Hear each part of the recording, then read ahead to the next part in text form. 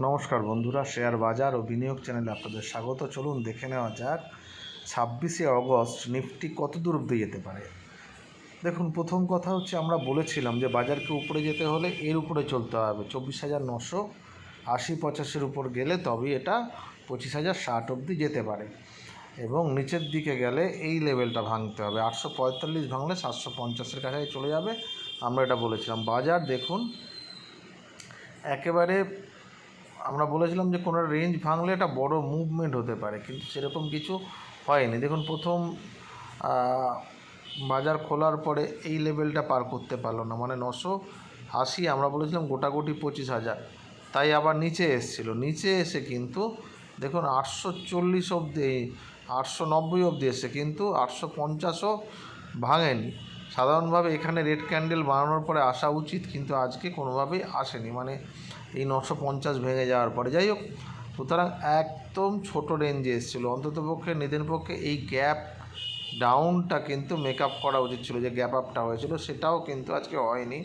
এবং তারপরে দেখুন অনেকগুলো ক্যান্ডেলে ছোটো ছোটো ছোটো ছোটো মুভমেন্ট করতে করতে উপর দিকে গিয়ে 25,025 অবধি গেছে। এইটা একটা ইন্টারেস্টিং লেভেল, এটা আমি আসছি এই আলোচনায়। এত অবধি গিয়ে বাজার এইখানে আবার একেবারে আমাদের যে জোনটা আছে 24,985 থেকে 950-এর মধ্যেই দেখুন শেষ 1 ঘন্টাখানেক প্রায় এটা চলেছে, এর উপরেও যায়নি আবার নিচেও আসেনি।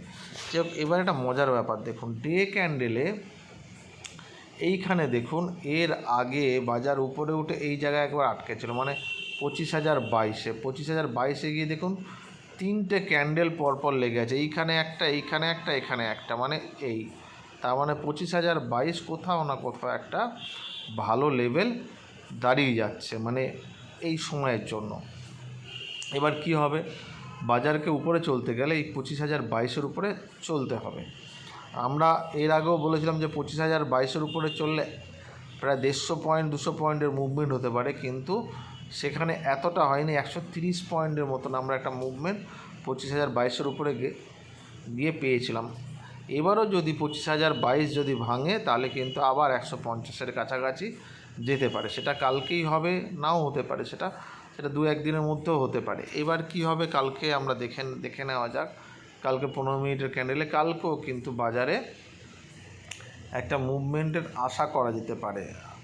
কোন দিক থেকে কীভাবে আশা করবেন দেখুন, বাজার যদি এই লেভেলে খুলে যায়, আবার যদি খুলে যায়, কিচ্ছু করবো না, 25,050 থেকে এই 24,950 থেকে 980-এর মধ্যে।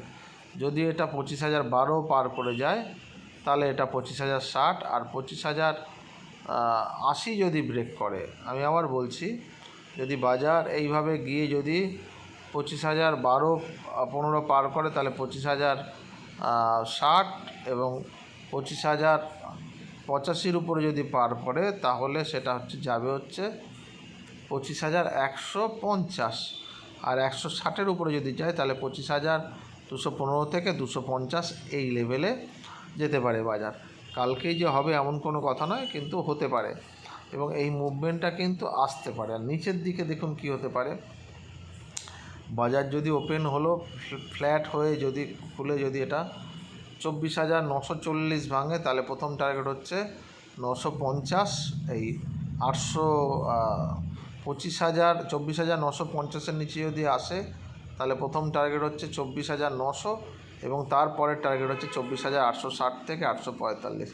বাই চান্স যদি নিচের দিকে একটা ভালো মুভমেন্ট দেয় তাহলে 840 যদি ভাঙে তাহলে কিন্তু 750-এর যে গ্যাপ যে লেভেলটা করেছিল আমরা বারবার করে বলছি, সেই লেভেলটায় কিন্তু বাজার চলে আসতে পারে। কালকে কিন্তু রেঞ্জ বড় হতে পারে, কারণ আজকে আমরা এক্সপেক্ট করেছিলাম রেঞ্জ বড় হতে পারে, কিন্তু আজকে তেমন বড় রেঞ্জ করেনি, একটা ছোট রেঞ্জ করেছে। সোমবার দিন জেনারেলি এত ছোট রেঞ্জ করা উচিত নয়, করলো তার কারণ হচ্ছে শুক্রবার দিন যেহেতু অনেক বড় একটা ক্যান্ডেল হয়েছে সেই জন্য হয়তো রয়ে গেল, কিন্তু বাজার একটা চান্স আছে। এবার আরেকটা কথা বলি, বাজার কিন্তু আস্তে আস্তে ফেস্টিভ সিজনের মধ্যে ঢুকছে। এই জায়গায় গিয়ে বাজার কিন্তু খুব বেশি করে কোনো সময় আমরা পড়তে দেখি না। যদি এই যুদ্ধ আবহ, মানে একটা ট্যারিফের যে লড়াই চলছে, এটা মোটামুটি থিতিয়ে গেলে বা ঠান্ডা হয়ে গেলে বাজারে কিন্তু একটা বড় উপরের দিকের মুভমেন্ট হতে পারে। দেখুন এখানে 250 যদি লেভেল ভেঙে যায় তাহলে 370, তার উপরে গেলে 25,444 এবং তার উপরে গেলে 25,500। এই সব লেভেলও কিন্তু আমরা খুব শিগগির পেয়ে যেতে পারি। এবার দেখা যাক কালকে কি হয়।